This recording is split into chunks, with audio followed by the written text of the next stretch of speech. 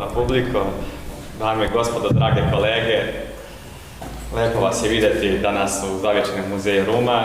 Prvo bih htio da se zahvalim Tomasu Čmiјelevskom, doktoru nauka iz Poljske, naučno da kažemo saradniku. Trenutno radi sa našim kolegama sa Arheološkog instituta u Beogradu na obradi materijala sa našeg jednog od najznačajnijih lokaliteta ađenih njiva. Ovo je već druga godina obrada materijala koja se dešava u našem muzeju.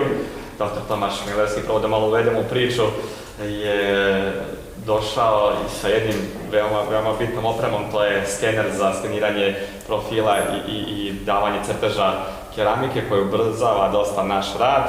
Zahvalio bih se Draganu Milanoviću, doktoru nauka i više naučnom saradniku sa Arheološkog instituta koji je ovdje sa nama i koji je kontaktirao sa Tomašom i koji je, da kažem, najzaslužniji za njegov dolazak ovdje kod nas. Ono što bih još htio da kažem, ta matematika predavanja, ta neolitska revolucija u tkanju koja se desila na Centralnom Balkanu je i za nas, kao da kažemo, stručnu zajednicu jedna novina. Imali smo neka druga saznanja. Ovo što ćete danas čuti je stvarno, da kažemo, i raritetno i našim prostorima i možda je čak približnije nekom naučnom skupu, ali što da ne ide se kod nas ovdje to prvi put čuje na našim prostorima. Hvala vam još jednom što ste došli, što ste izdvojili vaše vreme. Sad bih prepustio riječ dr. Tomašu da nam ispredaje ovo lepo predavanje. Tomaš. Iako može jedan aplauz za Tomaša. Thank you. Thank you for the kind word. Thank you for inviting me here, and thank you to the manager of the museum for giving me the floor to present you my today's lecture. And well, I have to express my gratitude to a friend of mine, Dragan, from the Institute of Archaeology in Belgrade, who invited me to Serbia, who made it possible for me to stay here as a fellow as a research fellow of the Institute of Archaeology. And of course, thank you for coming here. Well, I will try not to steal too much time of yours, though the topic is quite wide. And well, and quite enjoyable. The question is whether I can make it enjoyable to you, and what if I won't make you bored with it, like it won't be late. I'll try to do my best. I have a certain. You might be surprised listening to Paul trying to explain to you why the Neolithic textile revolution took place in the Central Balkan area. Actually, I have a certain background, like in studying Neolithic and Neolithic of not only of Central Europe but also of northern part of Balkan Peninsula, or at least related areas. I completed my studies. I graduated in Poland, but then completed my doctoral studies in Romania and in Hungary. In Romania, I had a supervisor who is an excellent expert in prehistory of Central and Southeastern Europe, Professor George Lazarevic. In Hungary, my supervisor was Esteban Filip, also a known researcher. So let's say that in a way, I'm quite well versed in this Neolithic of not only of Central but also of Southeastern Europe. And well. During my research on the problem of heroic textiles, the problem that is very badly researched in general in archaeology, I mean, when I started it was very badly researched, then it led me slowly to the conclusion that the key area for understanding of the Neolithic and Neolithic textile evolution, the key area for this evolution is here in Central Balkans. And today I will try to present you some arguments that are to support my thesis, with a little hope that you will find them attractive or at least worth of discussing.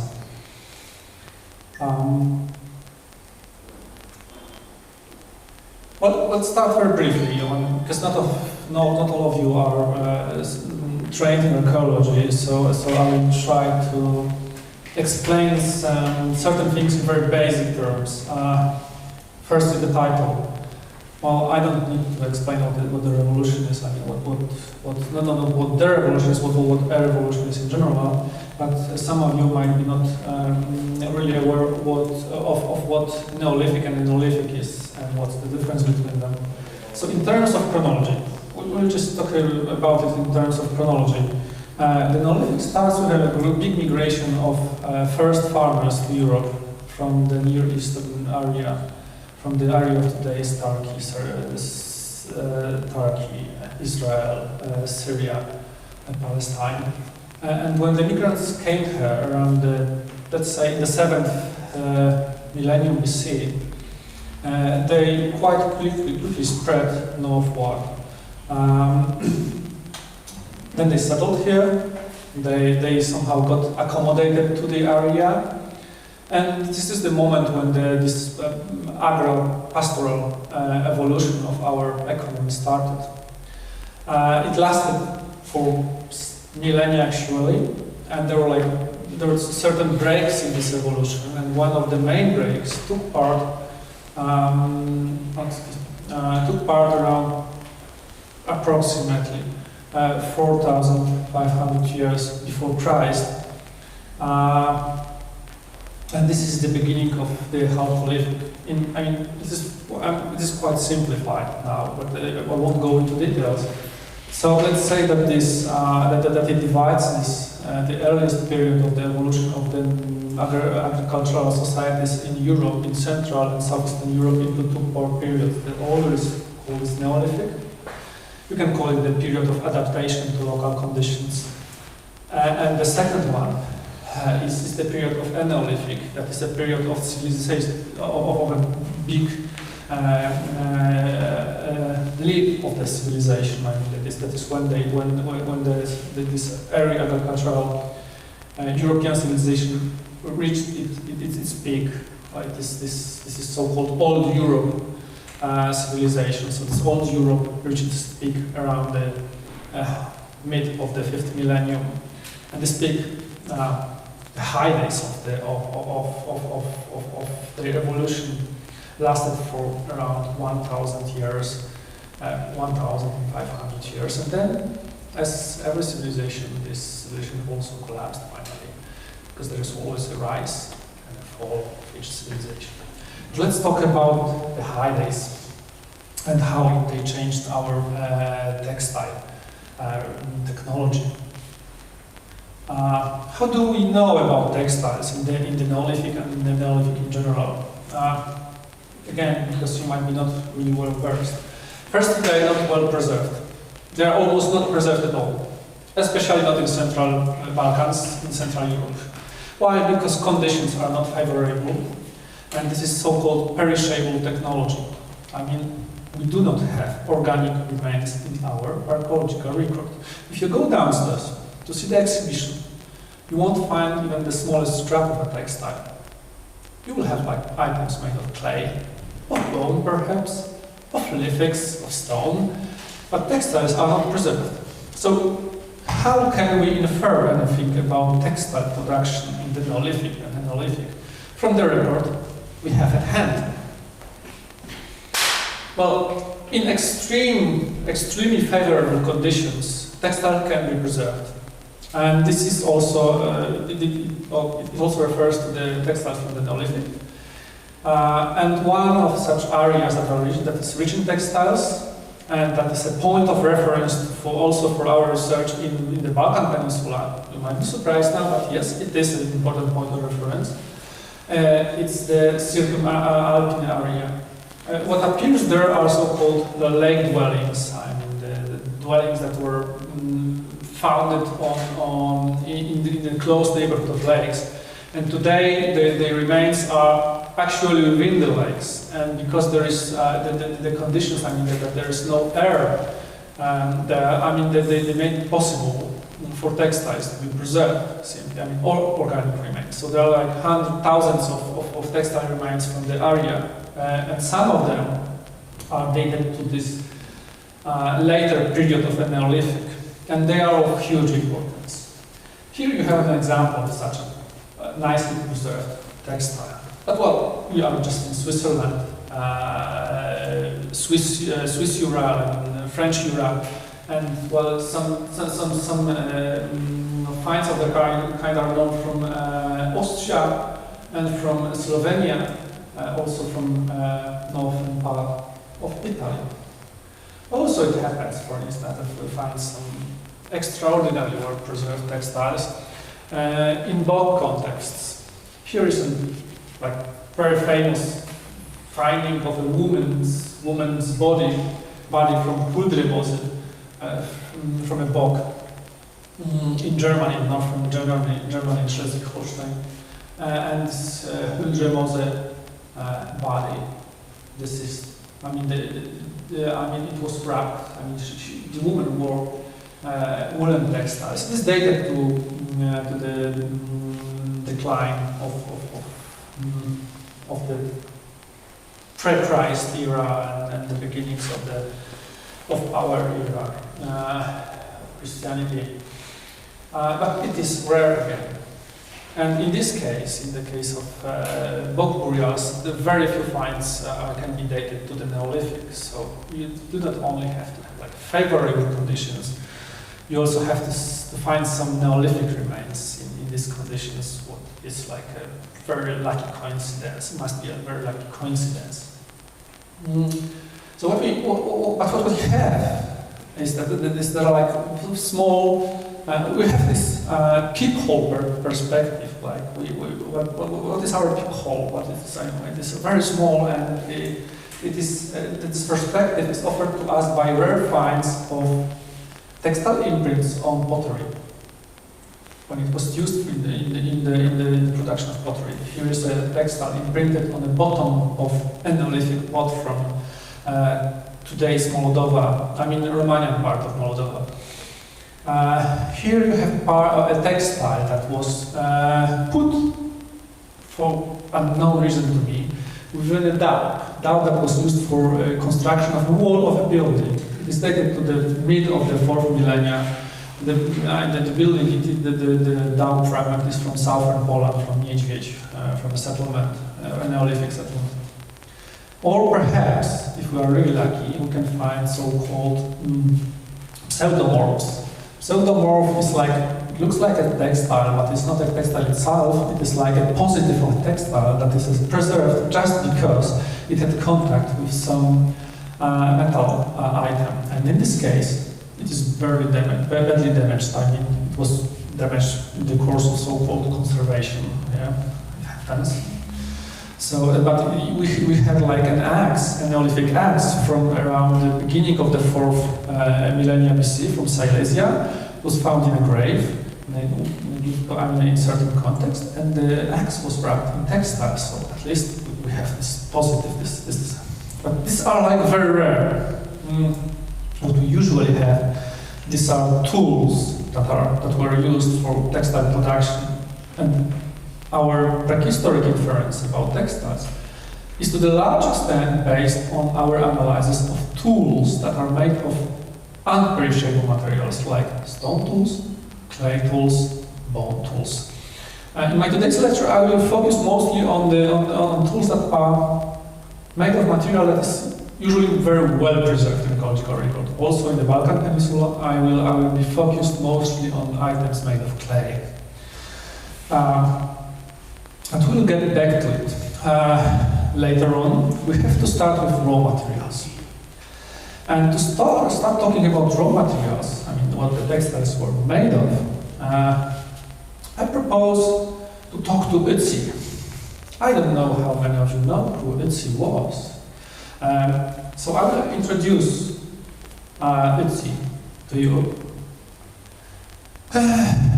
Ötzi was a man from the late Neolithic, from around 3200 BC, whose body was found completely accidentally in a melting ice sheet on the borderline of today's Italy and Austria. After a short discussion, they finally decided that it was rather in southern Tyrol, so the body of the dead is today kept by the Museum of Southern Tyrol in Italy. But it is co-investigated by a huge team of specialists from different countries, because it's an extraordinary find.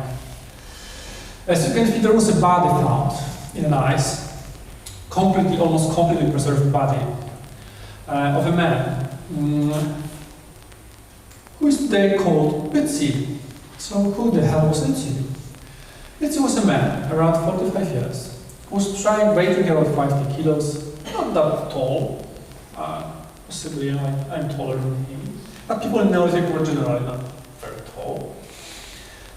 He was born in the area of Feldturms, so in in Austria, but spent most of his life in valleys, some 50 kilometers north of it. We know it from isotopic evidence. I won't go into details. Well, after genetic analysis, it occurred that he was from there, but his ancestors, his grandfathers, grandmothers, mothers were probably from Sardinia, of course. Well, he wasn't perfectly healthy, and he wasn't like, he had some problems like lactose intolerance. He was sick from time to time, even shortly, quite shortly before, within 6 months before he died, he was probably sick, for some reasons we don't know why. Well, how he got there? He was trying to pass the mountains, the mountain ridge, probably escaping from somebody hunting him. He was a hunter, but this time it was him who was hunted and probably killed. He had his ribs broken. So there's a reason to suppose that he was running away. That's not the story of Ötzi itself that is interesting to us. Let's stop. Let's ask us, okay, man. So what's your well? Let's undress Ötzi. Let's undress Ötzi. Well, if you undress Ötzi slowly, piece after piece, because there were many pieces of his clothing found on him and in the close neighborhood of the spot where the body was found, then you will discover something interesting. He had some clothing remains, and if you analyze them, then you find that when analyzed, then specialists found out that he had leggings made of gold leather. He had shoelaces. His shoes were made of parts of cattle hide, but also made of grass and leather. He had a fur hat, made of brown hairs. Well, he had a heavy coat made of goats and sheep hides stitched together. He had a loincloth, his underwear. And his underwear was made of, again, of strips of hide, this time a sheep's hide. So he had also a brain-protecting grass cape, the one you can see here, reconstructed, and here as it was found. This is made of grass. And what he has not, should be it's an important fact. The first thing, he has no textiles on him. And the first puzzling question is, okay, if you live in the mountains, especially in Switzerland, why the hell don't you wear some woolen clothes that are warm? Why? Because he has none. Yes, no. Yes, no, because at the time, wool was not in use, and that is the first thing you should realize when studying Neolithic textiles. That wool appeared very late. How can it? Well, let's go further. What about the flock? What the flock about? The flock actually, the flock as a small piece of the wool, but also what about flocks as a groups of animals, sheep. They herded flocks, they herded sheep. They brought sheep with them when migrating from Asia to Europe. Sheep appear in the earliest Neolithic, on the earliest Neolithic sites in Greece, in Thrace, everywhere, also in Serbia, in Poland, everywhere. Yet, the sheep, as we know, here is the place of origin of the sheep. The sheep they introduced to Europe. The first farmers was a mouflon. It's wild ancestors of mouflon are known from the Near East. There are also other kinds of wild sheep known in the Old World. But we are interested in mouflon. When you think about sheep, that is what probably you have in your eyes, or I don't know, Shaun sheep perhaps. Well, it is not so. There are kinds of sheep, generous, like caracol, which have, evolved one, that have like an extremely long coat, woolly coat, caracol. It's an extreme example of the ship. But also, we have ships that are quite hairy. It's a soy ship that is today herded only in the northwestern outskirts of Europe, in let's say in Scotland and on British Highlands. And the wild sheep, mouflon, is absolutely close to what we know to mouflon. It's hairy. It's hairy. It does not have this woolly coat. It has just undercoat. Very short, like half centimeter long hairs, wool hairs under the hairy coat. Also, so it has no coat. And this is the ship that was introduced to Europe. And it stayed there for quite a long time. The only direct evidence, more direct evidence we have are images of ships. They're not numerous. But an extraordinary find of the kind comes from the area I'm from Silesia. I live in Wrocław. And on the lower Silesian upland, it's just a coincidence, of course. And there is a unique find of quite a large figurine made of clay. And as you can see, it's 100% wild mouflon. It was just lower, because when animals got domesticated, they usually quickly became small. So it was ships in the later phases of Neolithic. At the beginning, they are high, and then they're smaller and smaller with time, and it's reaching some small size, like a big dog probably, the size of a big dog. So as you can see, a few thousand years after the introduction of the ship, it was still hairy probably.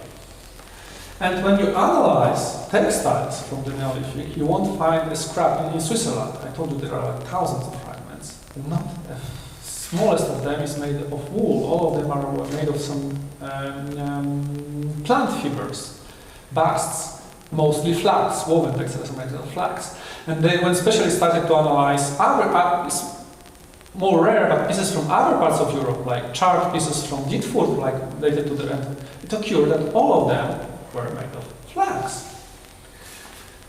Probably the oldest evidence of wool, direct evidence, is this dagger, found again in a box of Northern Europe. It is a dagger from Diepenkatten, a very famous finding. The dagger itself can be easily dated on the basis of its typology because it is Lombard's one for the dagger.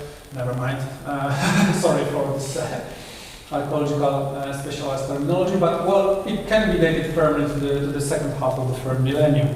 And what is peculiar about the dagger, but also about all earliest finds of the wool in Europe, that it's not fully woolen textile. There is a scrap. The textile was used to attach the handle.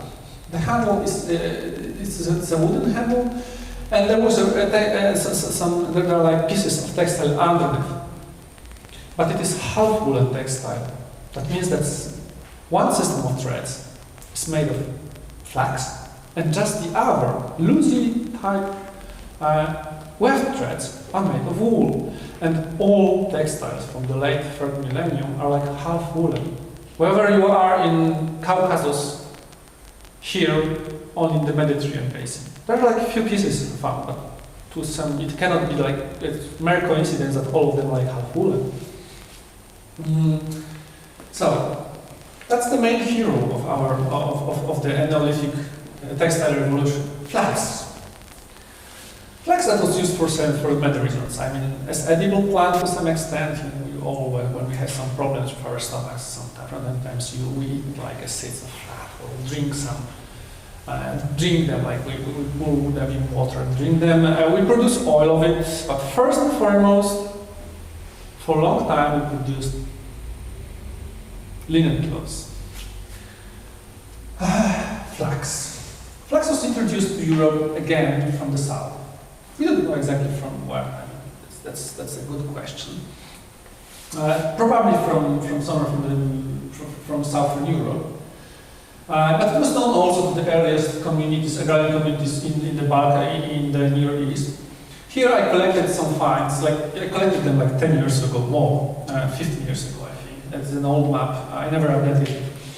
But you can see clearly that the first finds are from Balkan Peninsula. Today they are also probably known from Serbia because our botanical analysis, like they are developing very quickly now in Serbia, in Central Balkan. So I'm sure they are here.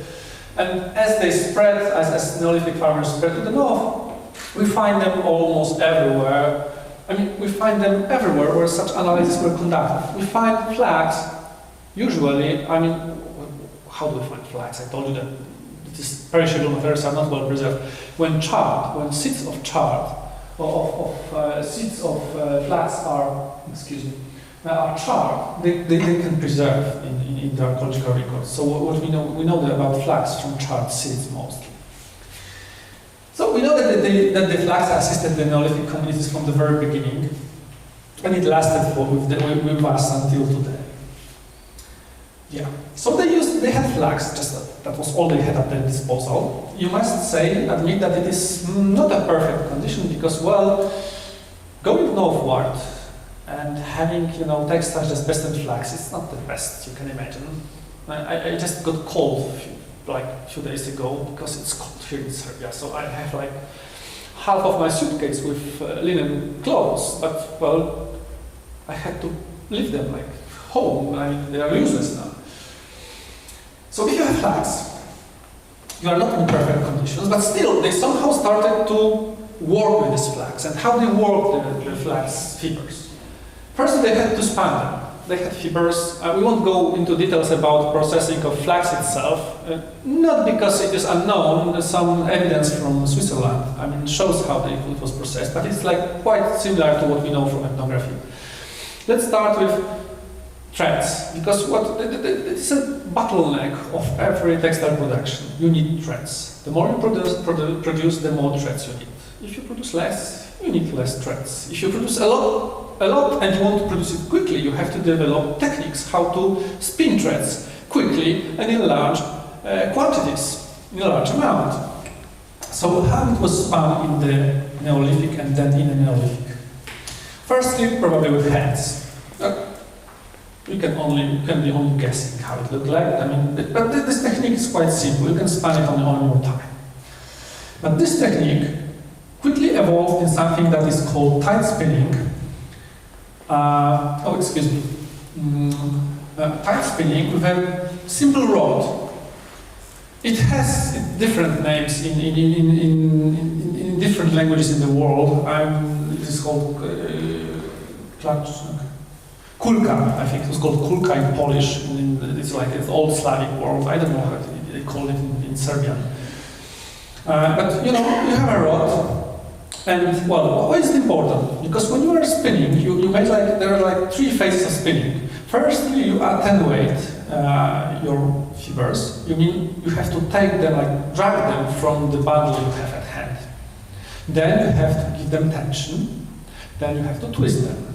And attenuation and drafting is like when you spin them on your knees, then you separately have to drag them and then give a tension. If you spin them with the spindle, then you can simultaneously give a tension and attenuate it and give tension. Well, it's a progress. You can simultaneously twist them.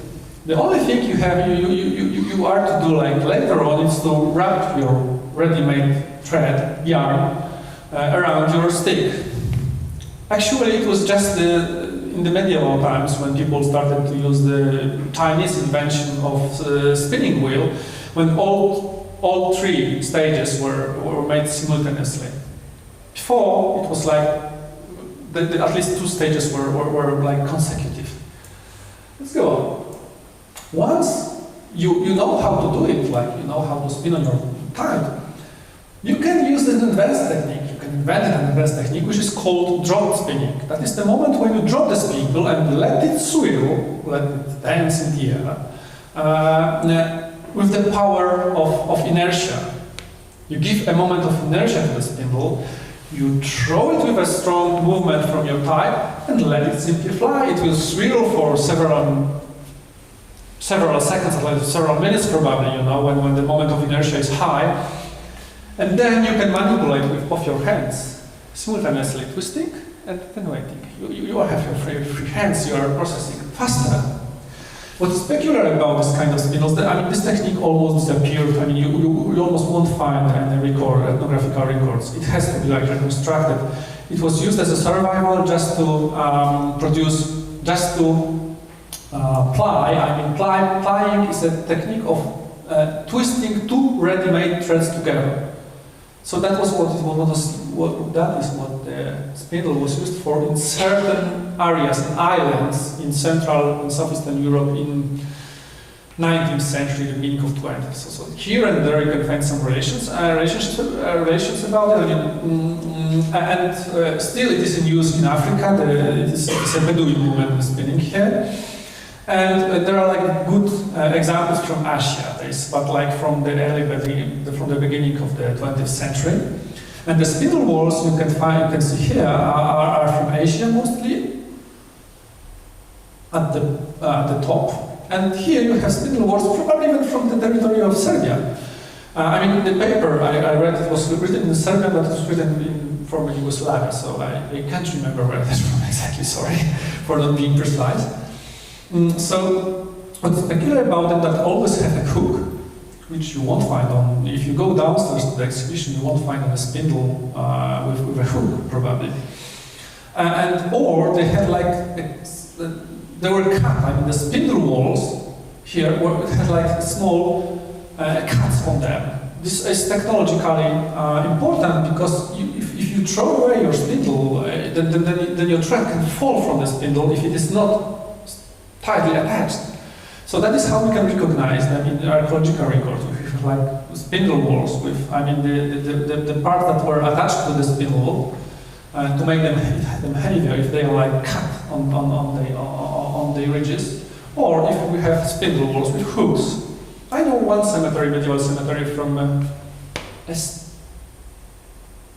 somewhere from Baltic countries, sorry, for not being precise, it's medieval cemetery, and we have spindle whorls in graves with hooks, quite well preserved.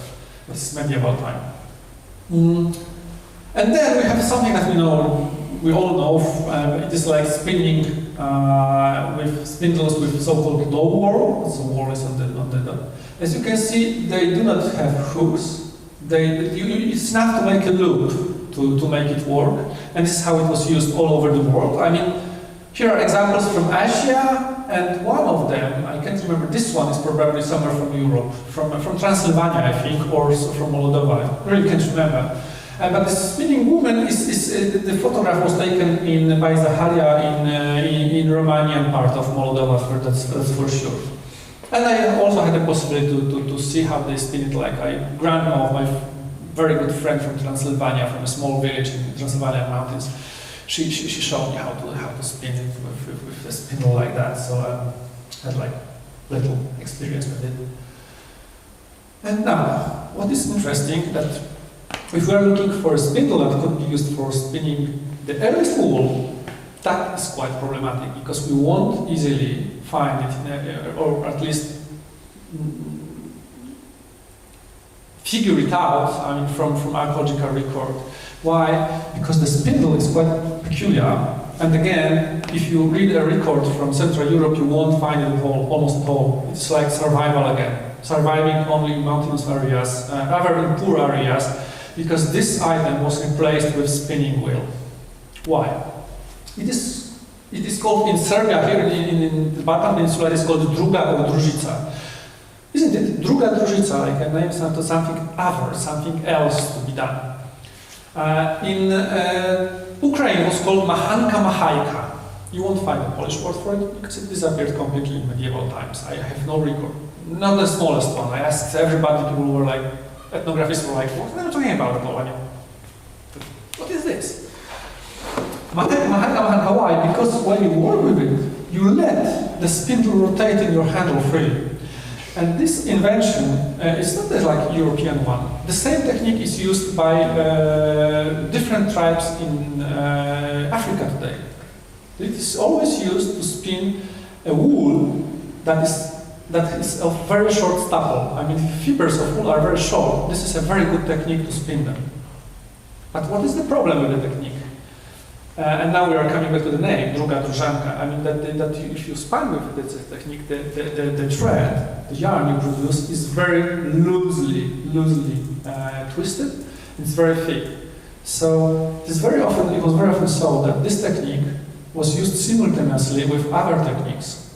I mean, the threads that were used as a warp, I mean, the main system of threads that you put on the loom before you start weaving were usually made with the techniques I presented before, with spindles, with whorls. I mean, because you can make your threads thinner. And only threads that were used as weft threads were spun with this technique. It is quite the same with threads spun with spinning wheel. That's why you have spinning wheels and some techniques of spinning preserved, like hand spinning, preserved in Central Europe, because women used like this spindle spinning to make warp threads, and then other techniques to make weft threads. But it is very difficult to find it. Like, you just have to keep in mind it's like unique. And this is druga družica. There were also interesting things that some of them are from Serbia, but also from Romania. They had rattles in their ends. They were not rattling. The question is why they were rattling. I mean, they probably wanted to make the rhythm, to keep the rhythm. But I also think that the position of spinning woman was like not always a good one, because women were always made to spin for production, very often as slaves. So I personally think that it is like, it might have something to do with Turkish domination here, like economical domination. I think that Slavish women were simply made to spin for hours. And well, you do not want to sit and looking at them, okay, if they are spinning or not. Like, give them rattles. If they rattle, they spin. If they don't rattle, they don't. That is my hypothesis, but this kind of rattle is known just from the area that was under occupation of Turkish, under Osman occupation. I don't know if it's true. No one ever investigated it, but it's something peculiar. Okay, so let's go further, because about technology. I mean, what does have ice skating to do with fiber spinning? Because when I presented to you some spindles, different kinds of spindles, you could see that they have like additional weights on them, which are called spindle walls. They give a weight to the spindle because they give additional tension to thread, to unspun thread, and they give this moment of inertia when they make the spindle rotate in the right speed. And this is exactly what happens when you are ice skating. You use the same forces. When you stretch your arms, you rotate for a long time, but with slow motions. If you keep your hands close to your body, then you start to rotate very quickly, but you will rotate for a short time. What does it have to do with spinning? I mean, if you this is what the spindle walls were from. These are arms. These are arms of the rotating ice skater. And so what is important is the weight and the diameter. The bigger the weight, the highest the moment of inertia, and the more tension is given to the thread. But if you really want to give more moment of inertia, then the diameter matters more. And that's why spindle wheels were given different shapes. Certain shapes were preferred in certain periods by some people. Why? Because they span different threads. So threads for making like a silk are extremely small, or like my bed on my bird, like extremely light. Whereas spindle wheels made for spinning wool are usually quite small but bigger, and they swirl quickly because the fiber is short. And if you want to span long threads of basts, then you can have for wax, so you will have the flat one.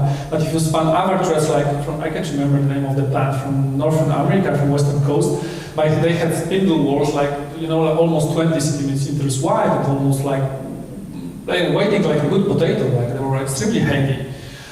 Just because the fiber was like, very, very, very thick and very long. So that matters. And that is what causes that spindle wheels are of different shapes. Yeah. Were they aware of that? Absolutely.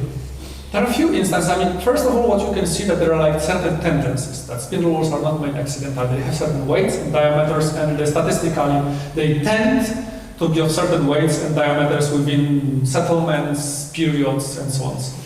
Secondly, very rarely you can find that they manipulated the moment of inertia in a way, and these are examples from the Neolithic. Two examples from Poland. I analyzed like a few hundreds of spindle wheels at some time. And this is an example, they are from around the middle of the 4th millennium, and this example is probably more noticeable. That was the heaviest spindle wheel found within the collection. I mean, it was from one phase settlement. There were like over 100 spindle wheels, all of them like flat, which are very good for flat spinning. And this one was extremely heavy, extremely big, but probably someone realized at some point, okay, I overdid. It's like too big, too heavy. I mean, diameter is too high. So they simply polished the rim around it, like made it like they polished the rim on some stone polisher probably. And this one is in this case they didn't polish it. That I'm sure that's absolutely. They simply struck all around. You know, it cannot be made with. It is like it was. It is not fresh. I mean, this absolutely made in prehistory. I mean, because the rim. I mean.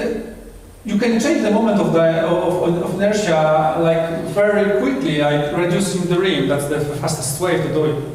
So they were completely aware of it. Well, still there are certain tendencies I told you about, and now we are coming slowly to the Central Balkan Peninsula when you know it.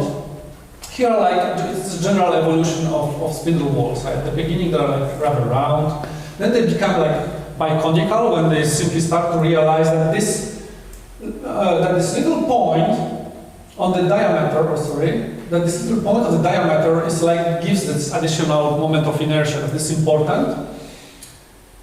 Through all this period, they also produce spindle wheels probably made of shards, which are not highly specialized. And then, around the mid of the 5th millennium, somewhere in Central Balkan, Central Western Balkan, people started to produce different type of wheels, and this is very significant. This will be very, I will try to do argument for it. I mean, these are like flat spindle wheels, flat or flattened. When I mean flat, they can be like bowl shape here, but generally they're like wide and flat, you know, quite heavy out. They usually weigh around 40-50 grams, like more or less. And they appear here in the territory of southeastern Europe, Western Balkans mostly, then in Central Europe, like in Hungary, then in Poland, then in northern Poland, and here you have a map. Then also in Switzerland. An example, like as I told you, they are extremely well preserved, so you can see them here. Here's the map with the earliest finds in Europe, and here is the chronology.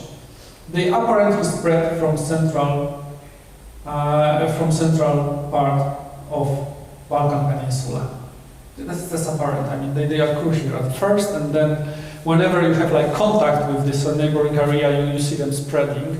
And they, at some point, they spread along Danube also to Switzerland. That's the oldest horizon of spindle wheels you can find like in Switzerland. What is important, from that time, they become more and more numerous. And I told you, a bottleneck of every textile production is about making threads. So, starting from the mid of the 5th millennium, people started to make more and more threads simply. So that's the first symptom of the revolution. Something changed.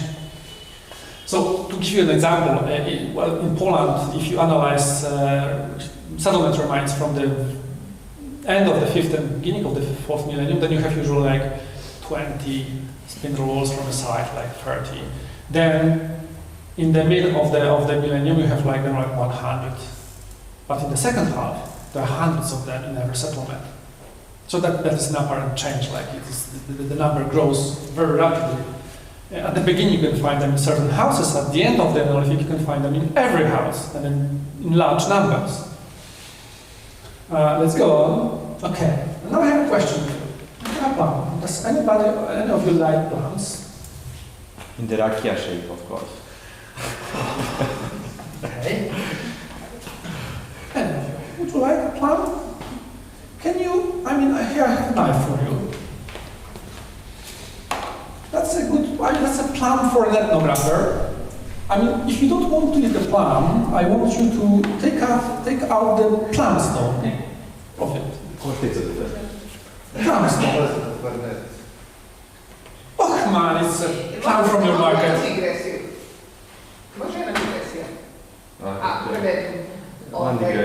No digressions now.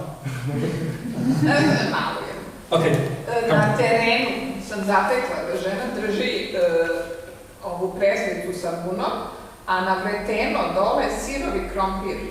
Yeah, I know it.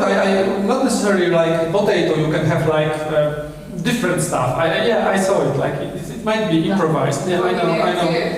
But but the potato is an improvisation. If you want to have like a perfect glue, then you shape it. So that's why spindle wheels are so important, because they give like a perfect moment of inertia. So why I want you to try it. When you put a plum stone into your mouth, what will happen? And you start to chew it. Sometimes we chew a plum stone. Why? What happens then? I'm sure. Just put it. What will happen? Like when you try to chew it for a while. No, truly, it's an ethnographic. This is ethnographic stuff. This is an example from ethnography. That's why I gave it to you. That's truly. Not kidding you now. Put it in your mouth and try to chew it. This stone plum. It won't be tasty, probably. Just put it, and what will happen then? I want you to. What happens now? Nishta. What do you have in your mouth now? You have a plum and a lot of salina. Spinning women used to chew plums this way very often when spinning. Why? Because they needed their salina. They were like stimulating the salina glabs, I think that is called in English, but to produce more salina. Why? Because when you spin, plant fibers contain peptids, it's a natural glue. When you use some water, when you put some water or salina on it, especially salina, which is better, then you simply unglue somehow the fibers for a while. You can spin them tightly in a very thin thread, and then when they go dry, you have like perfectly thin thread. That's why you can find women eating some dry bread, eating plums. The plum is for you. Eating plums, plum stones. Sometimes having a small ball nearby, especially when spinning with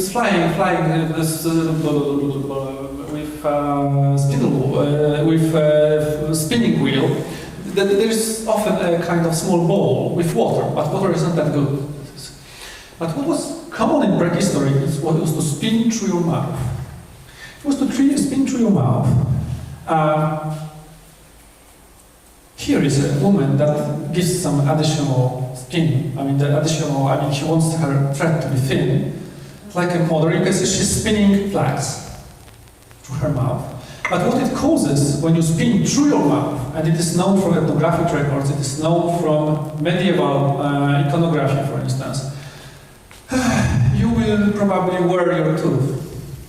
You will have your tooth cut after a long war. Truly, it is commonly recorded starting from the Neolithic in Europe. The oldest finds of the kind in larger quantity are from the Neolithic, so also the women started to spin like large amounts of thread. So it is like biological stress. You can find an archaeological record.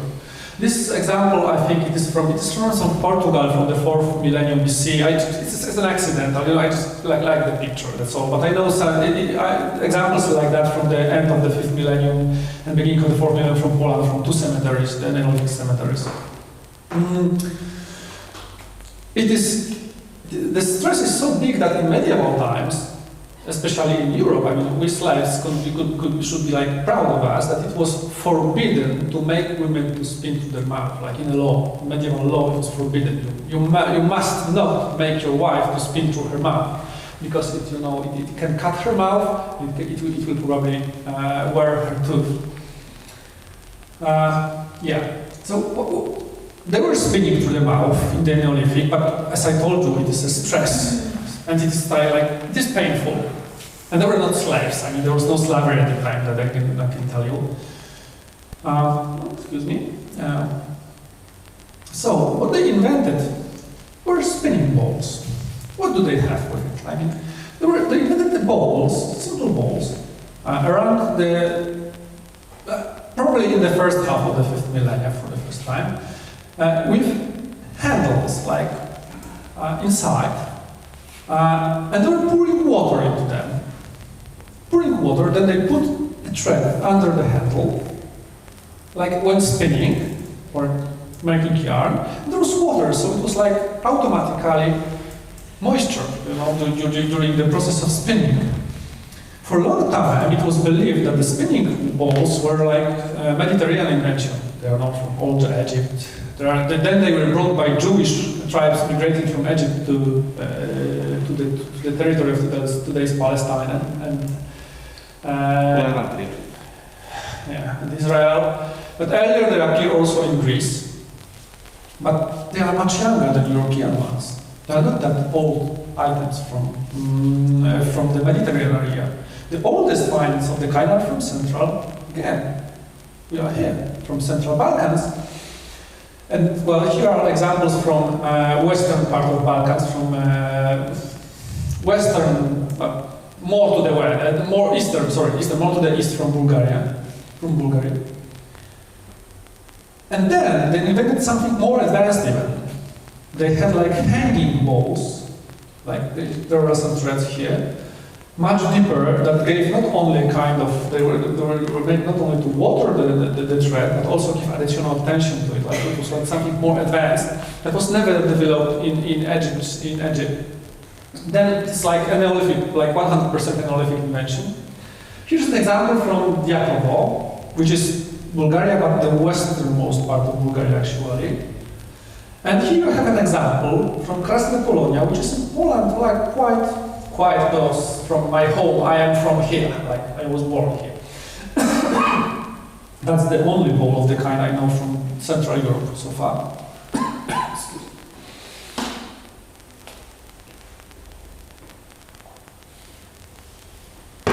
See, I gave her the stone plow and now. Let's see. So that's the invention, the Neolithic invention for sure. Here you have examples from old Egypt, like bowls. They were like commonly used, and they're like, it's not only that we know bowls. We also know figurines. And I mean, like small models of workshops where yarns were processed with figurines using such bowls. We know them from paintings there. But what were they used for? That is interesting. Here you have a full process of yarn production, including like starting from from growing flax. Egypt was based 100% on flax. Well, it's more. Ritually, absolutely, it was prohibited to go into a temple in woolen clothes where they were dirty, they were fatty, they were like from barbarians.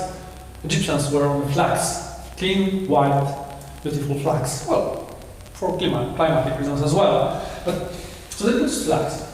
And what you can see here is making a thread. Here are bowls. You can see them here and there.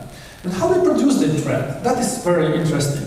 Because they were not spinning actually, they were using the technique that is called splicing. Splicing is a technique when you take long bunches of your thread, then twist the ends of them, just the ends of them, then put them into the bowl and give them additional twist with a spindle.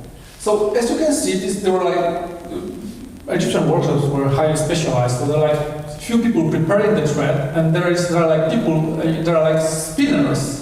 You can see some of them even on like standing higher to make the thread as long as possible.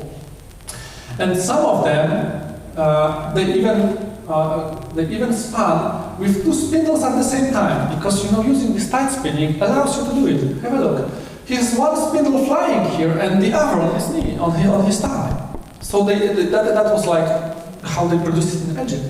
And that was splicing. The problem with splicing is that, well, in contrast to plying, like this twisting two threads that I already spun, like twisted, it is very difficult to detect it in archaeological record. You have to find very well preserved textiles. That's first, that's a precondition, and then it is still quite difficult if they are not preserved like well enough or in like in a larger piece. The splicing is well attested in Egypt. Here is the fragment from Egypt. Well, you have to trust me. I mean, this from. Some of them were analyzed with microscopic techniques, and you can detect them only because when you can see the moment when the thread was spliced, or if you have them very loosely twisted. And this splicing, here are some examples from history, have been recorded in Europe much earlier, already in the Bronze Age, very late Neolithic. So the big question is, and this is what we want to figure out from imprints we have here in Central Europe. It cannot be found. I mean, it is not readable, but it is quite likely that they used splicing. That was a technique used in the Neolithic. But still, they invented something new much longer before Egyptians did. And they were first in Europe to invent it here. Well, they started to produce a lot, they started to use advanced techniques to make yarns of flax. They started to make a lot of yarns, more and more with the time. So why? Because probably the natural conclusion is that they started to produce more woven textiles, more textiles. So what was peculiar about weaving in the Neolithic around the mid of the 5th millennium BC in Central Balkan? Sorry, again about ethnography. There are two basic techniques of making textiles, and the techniques that will be of our interest now. One of them is called twinning. Here is an example of a pot. This is an imprint, and this is a positive made from some plasticine, I can't remember, made by a friend of mine, Paula Mazare from Romania. This is Turdaș Lucas. It is it is related with the culture, the people of Turdaș Lucas, of this culture. They migrated somewhere from Central Serbia, from Central Balkans. There are this migration to the southwestern part of Transylvania. And how it is made? It is. Yeah. Turdaș. Okay. Well, never mind. It is how it was made. It's that you have one system of threads that is immobile, and you simply turn around the other system of twisting it around the giving torsion to the other system. It's very time consuming. It's not the weaving in the strict sense of the term. That is how it looks like. Different kinds of twinned textiles. And that is how it could be made. You can do it in two ways, twisting the warp, this is warp, or twisting weft. Or twisting weft, like here, or twisting warp, rotating, for instance, loom weights. But the problem is that the workshop that we're used for it, we don't know how they look like. We simply have no idea. We can be only guessing because no looms, the tool that was used to produce, to make textiles, they are never preserved in our archaeological record. And there's true weaving. When you have two active systems of threads, and if you simply intertwine them, we weave them today, from ethnography. And here are examples of woven textiles from Neolithic. Imprint on the clay, on the shard, and imprint on the dowel. Again, I took some examples from Poland from the mid of millennium. So the question is, perhaps more important, the first question is whether they used horizontal loom or vertical loom. What's the difference? And perhaps you can answer my question. There is a so-called horizontal ground loom. It looks like that. It was used in ancient Egypt and is still in use in Africa today and in Egypt. And it was never in use in Europe. Why? You should answer me you can deduce it. You can produce very long textile with it. Why not to use it in Europe? You can have extremely long textile if you want, like several meters long. Why not to use it in Europe? Why? Yo. We don't have that time No, to resist. no. Climate, weather. It takes time to wave. When it is dry and you have no rains, you can leave it for weeks outside of your home. And then in Europe, you needed something different to do it. Like before they invented the looms we have today, like similar, like horizontal looms, but I mean the modern ones you can find probably on your exhibition here. I can't remember, but in ethnographical museums, they needed something else. And typical European loom was so-called vertical warp-weighted loom, which simply took less place. You cannot make textile that long, but at least you can put it somewhere in the corner of your house. And the oldest depictions, I mean, that are known from Europe also represent this vertical warp-weighted loom. So warp-weighted because it is weighted with some. I mean, the warps, the threads of warp are always weighted with something heavy. Usually, intentionally made loom, so-called loom weights. This kind of loom was preserved in the late 19th century, in the very early of 20th century. I mean, it was preserved only in the northernmost parts of Europe. That is where it was recorded and described, in Nordic countries, far almost in Finland, you know. That was like a relic of ancient times. That is how we know how it worked. But it is presented on many Greek picture. I mean, you can find them in all ancient Greece and elsewhere. The problem is that you can find also looms for making twine textiles that are weighted with loom weights.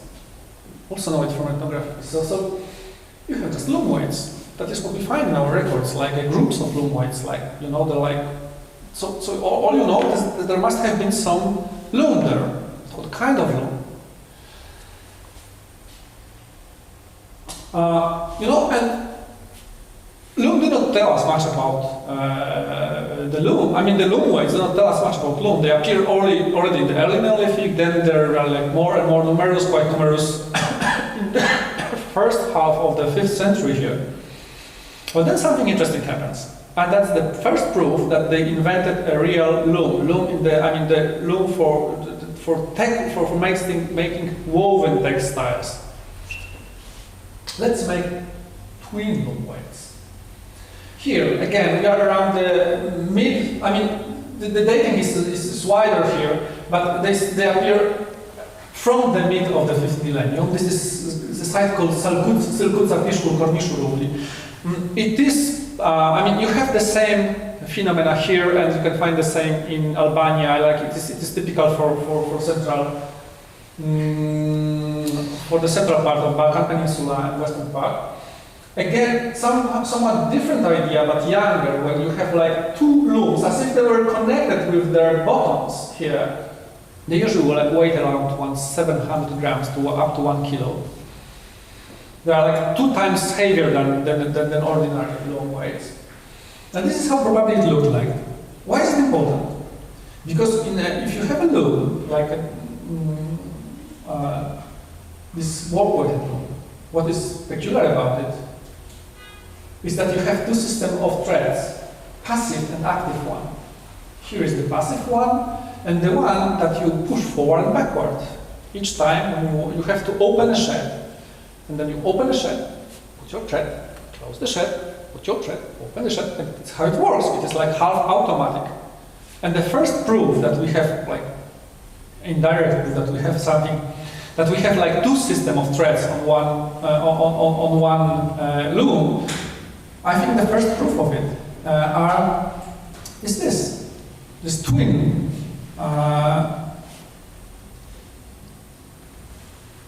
Loom weights. And again, they appear. That is how it worked, probably, you see. I mean, here's the system of a double. This is just an experiment, but this is how it probably worked. And again, they appear in Central Balkans. That's the first place where they appear. I collected them from all over Europe at some point. It was quite time consuming, I must say. And again, Central Balkans. to the Central Europe. And along the Danube, again, they reach Switzerland. And again, it's the beginning of woven textiles in Switzerland. That is proven not only by tools, but also by remains of textiles. Then, we find them in Iberian Peninsula, on islands of the Mediterranean Sea. And just at the very end, that is very puzzling, we find them in the Bronze Age in the Near East. I didn't know examples from Egypt. So you see the inventions again here. Here's an example from Poland. Then they were replaced with cylindrical loom weights, which are of similar length, similar weight, they're just more resistant. They do not break that easily. And the cylindrical loom weight was in use for another 2000 years, actually. Until something new happened in weaving, but it is not important for you. And here is a nice correspondence. Here are some examples collected by a friend of mine, Paula Mazarek, whom I mentioned, from Romania. She analyzed imprints of textiles from Neolithic and Neolithic, and I can just confirm that it perfectly fits the picture. It also fits the picture here. Because we have twinning used in the late Neolithic, and around the half of the 5th millennium, you have first woven textiles. So there is a perfect coincidence between both the facts, like, you know. This is the moment when they invented simply woven textiles here. So the first textile revolution started with big changes in the processing of flax and in weaving. Just when this was prepared, much later, around the end of the 3rd millennium, they introduced wool, and that was like second textile revolution in the prehistory, the like Bronze Age textile revolution, when they started to produce woolen textiles. So now the question appears: okay, so we have like highly developed technology based on wool, on linen, but again, what for? Why to produce this linen textiles in large quantity? I mean, it has very little adaptative value here in perhaps in Balkan Peninsula. It has that in Central Europe, in Switzerland. Ötzi had a small scrap on him, and he went to the mountains, without them. And that is an interesting question. Because, you know, in our heads, we always have this preconception, that is like modern preconception, that it is a need, like technological, like adaptative, that is mother of all invention. It was expressed, I mean, written down probably for the first time by Plato in his in Republic. Our need will be the real creator. So whenever we need something, we invent it. Well, our need. I think it was not so. The first advanced technologies, when they appear, they are very often not technologies that were highly usable. These are prestigious technologies. These are prestigious technologies invented to make some unique items to satisfy some higher needs of humanity. And this was the case probably of textile production. So how it happened? I think that in prehistoric chiefs, in the mid of the 5th millennium, would say that our prestige will be the real creator. And that was all about prestige. I will try to put it into some social context using an example of the Bruja, because this is where so-called Halkolithic, in a way, not necessarily began, but it's exploded there. There is like, it exploded there, it is so visible that even you will notice it quickly. Because in the Bruja, for the first time, there appeared settlements, like the one in the Rankolag, that were built, that people started to build their houses of stones, very stable houses. They were used for a long time, the settlements were used for a long time.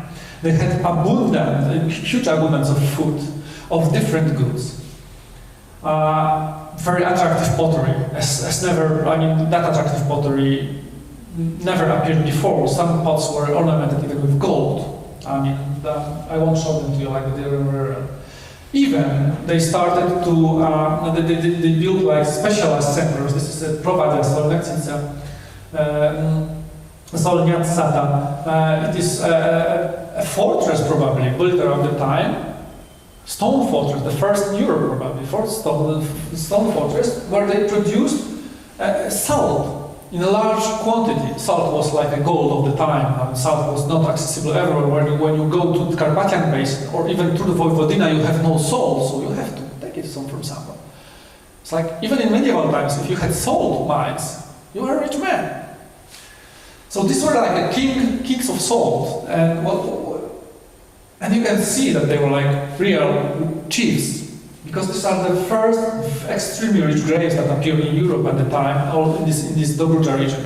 Here is an example of the grave. You can see full of gold, with apparent items showing that the man was a warrior, an axe, a long knife, an arrow, a spearhead actually, and a lot of gold. A lot of gold of different items that were very rare at the time, because this is one of the technologies that was evolved also at the time. This is metallurgy. This is the time when the metallurgy appears for the time. That's why the period, because it's called halkolithical, because halkos means copper.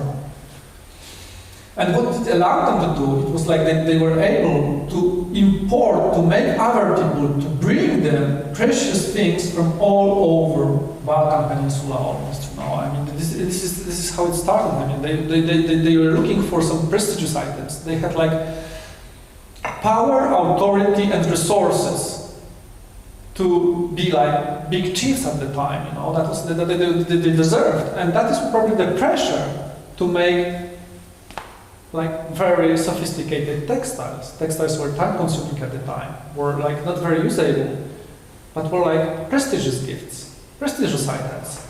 And this is what you can observe like in other areas of Europe. That is the time, from this time, for at least half a millennia.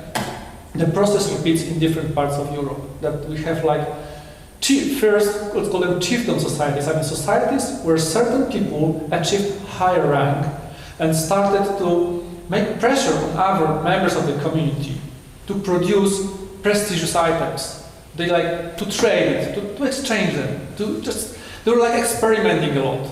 The first copper tools are not of high use, but they are huge. They are like, you know, big toys for big guys.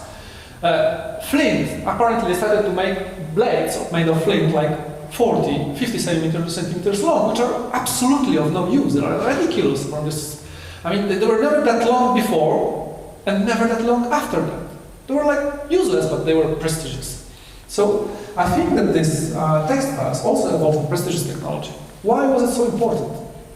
Because that was a prestigious technology that could give, that gave a place, a certain place in this prestigious technology to women. Why? Well, it is, I know you will probably consider me like a chauvinist. It's not so. I mean, for women there was one difficulty. I mean, you cannot undertake, from technological point, you cannot undertake activity that is risky for your children. So you won't produce long blades. It's risky. They are sharp. You cannot. Flint is sharp, so you won't do it. You won't produce metal items because, first of all, there's a huge heat. Second of all, you simply cannot interrupt it. Once you start it, you cannot interrupt it. And what if your children cries? Oh, here is my mold. Here is my child. What to do? No. So it is a job for a man. But with textiles, with spinning, you can always stop and get back to it after a while. It's time consuming, so you can do it like for an hour a day. But to do it, you have to be trained for years training. You have to have this skill. It was all about skills. They were like, obtain long blades, you have to train for years. To make copper items like perfect, you have to train for years because it's primitive technology. To make nice textiles, you have to train for years. So you have to have time for it. Simply how to learn it. It was not that easy, because they were still under like pressure of environment. They had to produce food, which was not that easy at the time. Probably they had like more spare time in Dobruja just because they have abundant qualities of natural food around them. Like they could hunt easily, they could fish more easily than in other parts of Europe. It was warmer there, so like it was like a very good. It is called climax at the time. Like the environmental conditions were perfect, so that gave them some spare time. So why is it so so that they invented like the highest textile technology in Central Balkans, not to the West. I think it was probably a kind of specialization of Central Balkans. They never evolved into this direction of chieftains of the same kind of chieftains in the West, in the East, in Dobruja. But these were the neighbors. So okay, give us something from like some metal items from there, and we will probably trade you like some textiles. I mean, I'm simplifying now because they produced the metal items on their own. That this is known, but you need some products to exchange, you know, to build your prestige. And because they had like a very good long tradition of making textiles here from the late Neolithic, I mean, with primitive techniques, then they started to develop. And then how it spread. If you're a woman at the time, you are like, it's not just at the time, it is known from ethnography, from anthropology. If you're a woman to whom someone spent a lot of who spent a lot of time on being taught some special skills, whose parents sacrificed a lot to make you like very highly educated, then you won't be like, then you cannot become a wife of the first guy you meet in your life. I mean, it will be like distant marriage, like prestigious marriage. I mean, you are a valuable person, not just for your father, for your mother, but for the whole community. You can make alliance.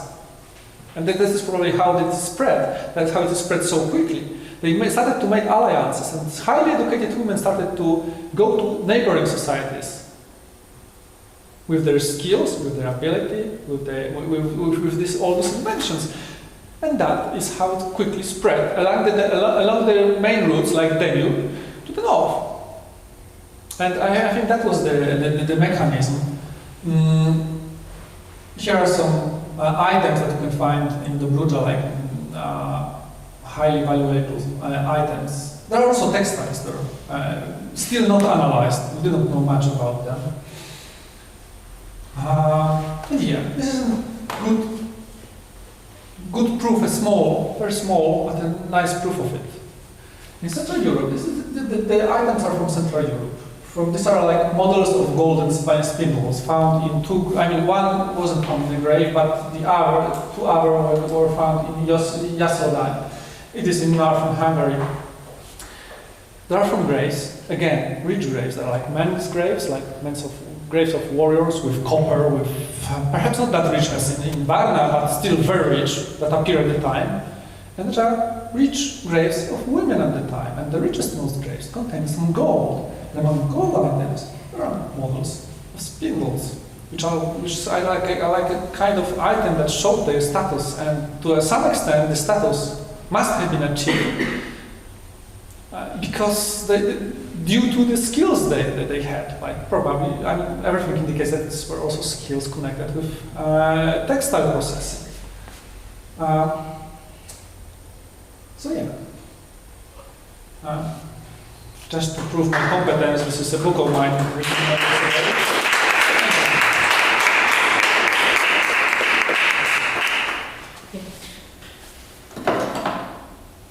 If you, the floor is yours. Why mine? Why you? Now you have to say that they can ask questions. Okay, I will do it.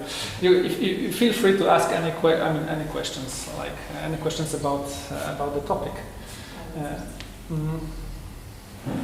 About details. If I only can, if I still remember everything well, then of course I will answer your questions. Samo za kretanje sa pitanjima, mislite da prekidam izlaganje. Sljedeći put kad budete prošli kroz stalnu postavku, čisto da znate da ovako jedan mali predmet, šta sve stoji iza njega.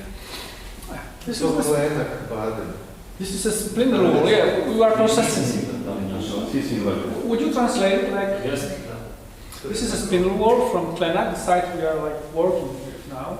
Priča o onome što se tamo piše pršljenak, mi to tako stručno zovemo, ali spindle.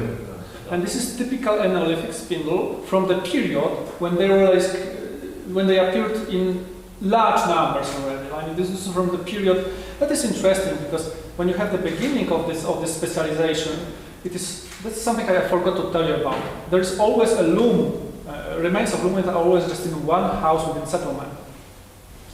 But after a few hundred years, the technology is not that prestigious anymore, and you have loom weights in every house. And that is the moment when you do not have like dozens of spindle wheels, you have hundreds of them. So firstly, these technologies that are at the beginning prestigious, sometimes very quickly become like common, like everyday technologies. And this is what happened later in the Neolithic. In the second half of the fourth millennia, it's like a common technology. But it is already like evolved, like all the solutions are already invented, and it was like difficult to hide them from others because everyone knew how to do it. Like, and this is the spindle wheel, like highly specialized spinners from the second half of the fourth millennia, so around 1,000 years after they developed the first flat spindle wheels. So you can have a look. Some 55 grams for me. You can check it. 55. If you think so. Battle of Rakia. Of course. Your Battle of Rakia. Can you bring me the measurement scale? Oh, no, I mean, you can show it to others, like, yeah, sure. I mean, mi smo pronašli na klenku u jednom delu 20 komada, baš na male površine, pola metra sa pola metra. I oni su izloženi tamo, vidjet ćete. Ih ima 20 ili? Manje, 20 komada. Bilo ih je dosta, ali jedna grupica. Bilo 7-8. That is common in the second half of the fourth, that they appear in like several of them in one place. Evo, još tako da, ajde kaži. Ja bih htio da pitam nešto, I would like to ask a question. What kind of innovation you, in your opinion, is in question that for the first time that types of spindle wheels appeared? What is crucial? What kind of innovation that, if not woolen textile, what other kind of innovation might be? Woven textiles. Woven. Woven textiles, because they started to produce woven textiles and more of them. So they needed like more spindle wheels, and they needed like, when you have woven textile, you also need like threads for your warp, which must be thin and perfectly made. So you do not want to use the second type that you show with. They appear later, and there is a like 100% coincidence between appearance of the woven textiles, this twin loom weights, like from this, and flat spindle wheels made of clay, shaped of clay for the first time. And if you shape it of clay, you don't make it sharp, then you have like full control over its weight, diameter. You know, it is not like making of sharp. Then you can really control it. You can manipulate the shape of it. You know, and it's like something more. And they were apparently manipulating it. When you have like collections from sites that they are always like standardized somehow. Of course, it differed from one person to another, because it was like, one woman is tall and high and have more strength, the other is somehow weaker. But statistically, it is always like a normal curve, you know, like there is a certain tendency and some outlying spindles. But you said that they are suitable for spinning a short. No, they are suitable for spinning long stuff. That one flat ones. Small. But they are not small. They are like they are still large. Like for wool, first of all, even the small ones are not really well suitable for wool at the time, because it was extremely short. I think druga, this kind of spinning, was typical, and that is why the first woolen textiles are so loosely spun, because they probably use this druga držica, which we will probably never detect in ecological record. Perhaps analyzing larger series of woolen textiles, early woolen textiles, then we can probably figure it out somehow. But how to detect druga držica if there is no spindle on it? I never saw it like it's like a rod. So it is like it's very simple technique, you know, and almost undetectable for ecologists. You know, so I think that was a technique that might be used at the beginning. But the spindles, I mean, there were experiments, not my opinion, just there were like experiments. So flat, wide spindle wheels we find from here to Switzerland are like perfect for spinning flat threads. For wool, you need like smaller, swirling, faster. They do not fit the picture at all, and they do not appear in larger quantities. When they appear for the first time, it is the very late of the 4th millennium, and they appear. They have a bicon. Yeah, they're like not necessarily biconical, like conical, but still you cannot be sure if it was about. You know that's the problem with spindle wools. Like if you cannot be sure if it was about like changing material. The change was in material, or probably they wanted to have like extremely thin threads for some reason. But it's also possible, like for that they had some reason to spin like something extremely thin. You will never know that. But the general tendency is that we do not have the first time when spindles really suitable for spinning wool appeared. I mean, in large numbers, it's actually the Middle Bronze Age and then Iron Age. But then they appear in larger numbers, like. And there is this coincidence. And if you want another one, so show me a small scrap of woolen textile before the end of the 4th millennium. There are like thousands of them in Switzerland, in France. I mean, where would you expect to find woolen textiles if not in the mountains? Not in the north? No. I mean, indirect proof for using flax is probably that when they came to Europe, communities of the earliest Neolithic, when they came there, they used some loom weights. I mean, you can find some loom weights in the very first phase of the Neolithic in the north, but then they gave it up, apparently. For a few hundred years, they do not use any kind of loom at all, as if it was okay. It makes no sense. I mean, territory of Poland, Germany, you have spindle wools because threads are always useful. You do not use them just to make textiles. You also use the thread, to sew skins together for different things, to make like necklaces, whatever you can imagine. So it is usable. But they give it up for a long time, and they reappear just in the Neolithic, but not as a usable technology, as a prestigious one at the beginning. Then they probably, they realize, okay, we can use some textile for this or that, because that is how when prestigious technology becomes a common one. But it is. What's the role of usage of hemp? Not in the Neolithic. Like if there are like proofs that are like uncertain, and most probably it was used in large numbers. There was an old theory that somehow fits the fact that these were Scythians who brought hemp to Europe.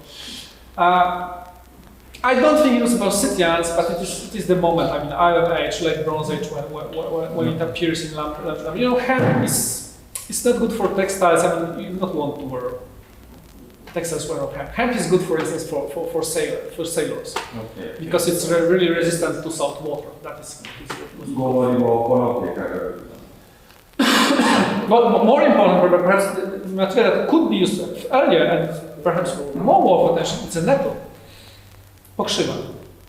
Because you have fibers of nettle which are extremely thin, extremely, you can make like underwear of metal. And during the war, for instance, in Denmark, when there were like shortages of textiles, they started to produce textile of nettle again. Like they reinvented it because they had no enough textiles.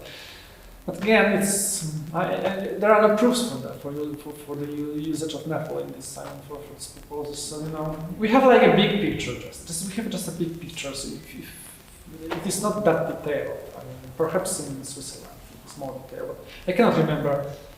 I mean, I read a lot about it. I cannot remember them using nettle at all. Other baths, I mean, other kinds of plants, absolutely, yeah. But not nettle. Da li još neko ima neka? Ljudi, slobodno, sad dajte kolege tu, sad, ako vas nešto interesuje dodatno, ne znam koliko ste sad pohvatali ovim periodima, primjeri različiti, mislim, ako ima nešto što vas sad je priliku i toliko realno ne znam o svemu to. Meni je ovo predavanje bilo prvenstveno dosta otkrivajuće za jedne tipove nalaza koje mi uzmemo zdravo za gotovo, kao prošljenjak i to je to.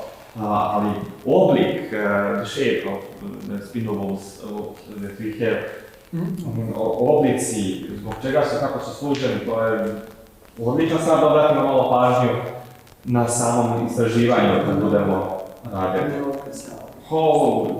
Ovo je jedno od najbolje arheoloških predavanja koje sam i posjetio i čuo za toliko detalja, primjera kako je prezentovano i odrađeno, stvarno nemam šta drugo nego da dam Tomašu još jedan aplauz.